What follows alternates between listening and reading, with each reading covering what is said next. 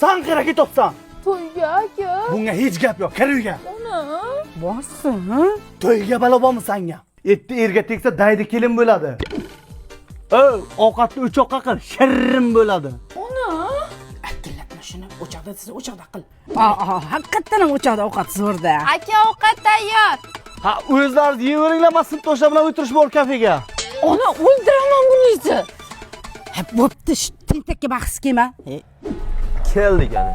Aka 30 ming berib turing. Men 15 ming so'm ko'p pul ishlatishga o'rganman. Tushundingmi? Etti erga tegishing bor. Restoranlarga ham kirman. Aka taksiga edi. Bo'ladi, mana shu ham. Tur, ovqat qil.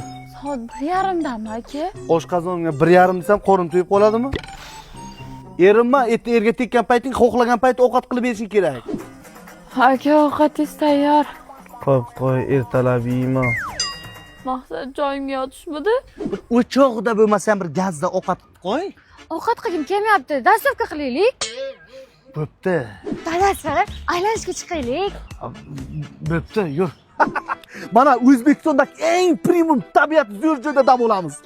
Men ko'chaga chiqaman desam, ruxsat bermaydi. Xotinchasini eng zo'r joylarga olib keladi. Hozir yuraman.